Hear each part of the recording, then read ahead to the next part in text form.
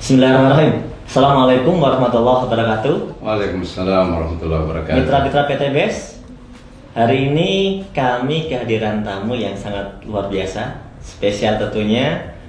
Di depan saya ada salah satu dari tim konsultan Eco Farming. Beliau adalah Bapak Jamaluddin Al-Afghani. Selamat datang Pak Jamal. Terima kasih. Di kantor PT BES. Beliau selaku Widya Suara bidang pertanian organik di Kementerian Pertanian. Kemudian beliau juga asesor pertanian organik Lembaga Sertifikasi Profesi Pertanian Kementerian Pertanian. Ya. Hari ini kami mau bincang-bincang nih dengan Pak Jamal ya, tentunya terkait dengan produk yang dipasarkan oleh PT BES, yaitu adalah produk Eco Farming. Nah, produk Eco Farming ini sangat luar biasa penjualannya, sangat ramai sekali, sangat laku sekali. Namun tentunya banyak sekali mitra-mitra atau mungkin masyarakat yang sebenarnya belum paham betul seperti apa sih sebenarnya kinerja Eco Farming ini. Nah, yang pertama saya mau tanya, seperti apa sih Pak pupuk Eco Farming ini sebenarnya secara garis besar ya?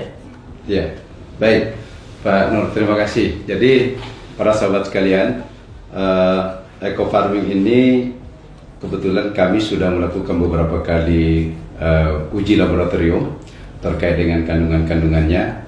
Jadi yang pertama tentu kalau yang sudah ada di kemasan yang sudah sering kita lihat adalah ada kandungan seorganiknya. Nah, seorganik ini adalah merupakan salah satu bahan yang sangat vital dalam memperbaiki kualitas tanah ya.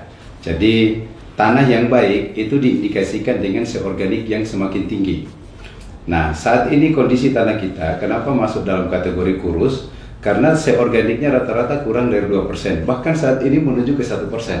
Nah, jadi ini adalah satu hal yang menggembirakan bagi kita bahwa ada satu produk kecil tetapi kadar seorganiknya sangat luar biasa. Kemudian yang kedua ada kandungan N-nya, P-nya, K-nya.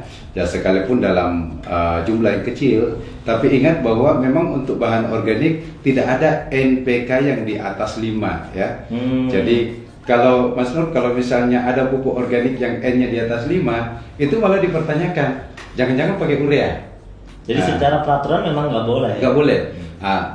Meskipun di Kementerian Pertanian kita membolehkan N itu sampai di angka 6, tetapi kalau bicara di sertifikasi, rata-rata lembaga sertifikasi organik akan mencari ada apa sebenarnya kenapa sampai di atas 5, dan pada akhirnya rata-rata mereka tidak merekomendasikan bahwa itu produk organik. Jadi kalau organik murni jarang sekali kita dapatkan di atas 5. Nah, kemudian yang kedua, Pak Nur, ini yang luar biasa dari hasil uji kami bahwa di dalam pupuk ini ternyata mengandung mikroba yang luar biasa besar.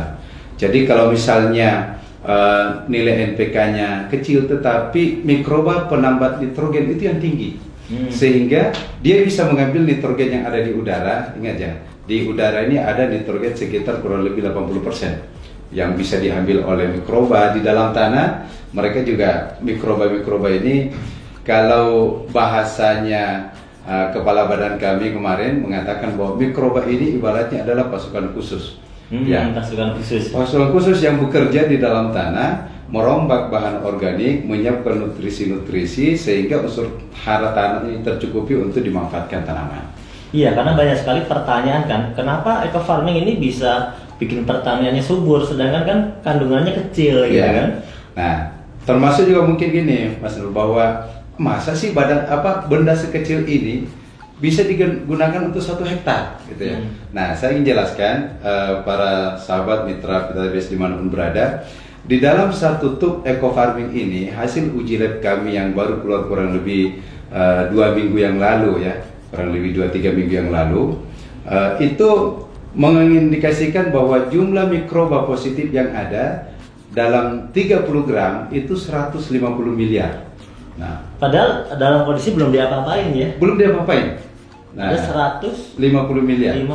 Itu minimal dari 5 kali ulangan di dalam pengujian di laboratorium, itu nilai terkecil adalah 150 miliar. Nilai tertinggi diperoleh 189 miliar. per 1 tub.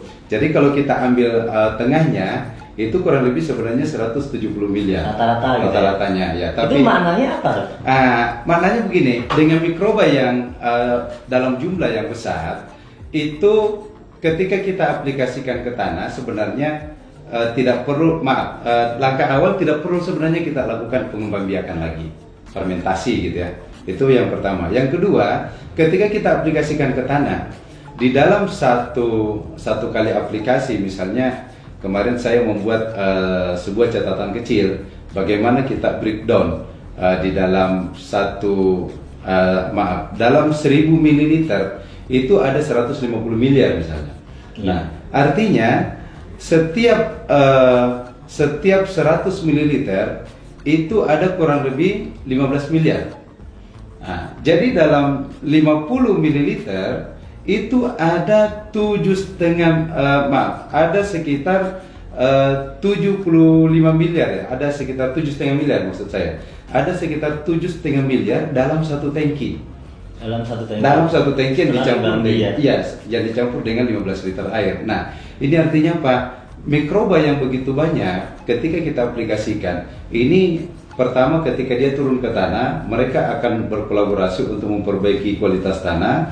Dan mereka ini karena jenisnya banyak, penambah nitrogen, ada pembuka stomata. Nah ini yang unik lagi, pembuka stomata, Mas Nur. Apa fungsinya pembuka stomata? Stomata itu kan ada waktu-waktu terbuka secara alami. Ya, sampai jam 10-an. Iya, ya. Nah, tetapi dengan menggunakan eco farming ini, ada mikroba yang kerjanya memang membuka stomata di luar jamnya. Jadi bisa bertambah lama gitu terbukanya. Iya. Nah, sehingga kenapa kemudian teman-teman misalnya di sawit ya. Tadi kita dengarkan ada tamu dari Bengkulu mengatakan ada petani yang mengaplikasikan baru sekali, tadinya daunnya itu nggak bisa terbuka untuk keluar sawitnya, baru sekali aplikasi ternyata udah pada keluar setelah 28 hari. Nah, akhirnya mereka mengatakan, wah ini baru kali ini saya pakai pupuk yang bisa membuka daun secepat itu. Nah, kenapa itu bisa terjadi? Karena kerja mikroba. Sebenarnya di dalam eco farming ini ada mikroba apa aja Pak yang sudah diteliti? Kita kemarin itu baru kurang lebih sekitar 8. Jadi ada mikroba aerob. Mikroba aerob ini sangat bagus untuk memperbaiki kualitas tanah, kualitas air ya. Sehingga kalau misalnya ada lahan-lahan yang kondisi airnya kurang bagus, nah itu bisa diperbaiki dengan mikroba aerob. Kemudian ada pelarut fosfat. Nah, di dalam tanah kita, Mas Nur, hasil residu-residu dari pemupukan yang menggunakan anorganik itu banyak sekali fosfat-fosfat yang tersedia tidak larut. Nah, dengan menambahkan eco farming itu akan melarutkan fosfat-fosfat tersedia sehingga tanpa dipupuk P pun tanaman sudah tercukupi.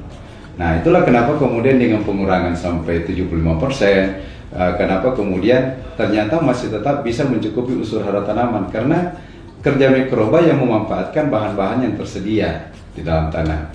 Kemudian ada mikroba yang fungsinya juga adalah untuk melarutkan residu.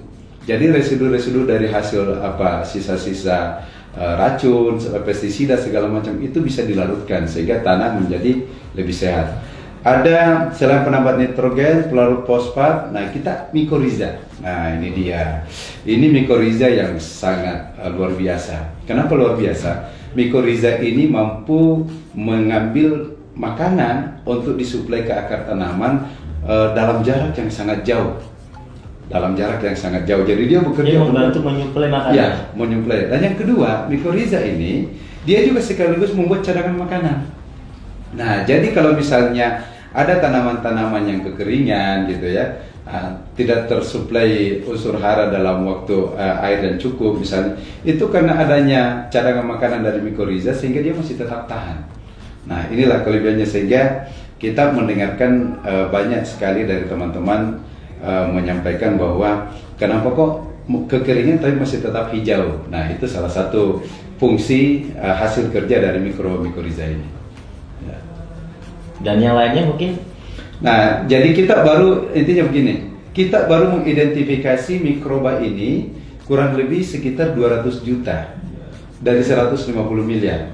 Nah, sehingga baru diidentifikasi sebagian. Iya, baru sebagian. Dari 150 miliar ini hasil uji kita baru kurang lebih 200 juta yang teridentifikasi. Artinya apa? Masih banyak mikroba-mikroba positif lain yang belum kita ketahui apa namanya, tetapi hasilnya sudah nampak kinerjanya. Nah, jadi begitu diaplikasikan ke tanaman, loh kok ini bagus. Nah, itu dia rupanya kolaborasi dari banyak mikroba ini memberikan pengaruh yang luar biasa untuk menyiapkan unsur hara dalam tanah.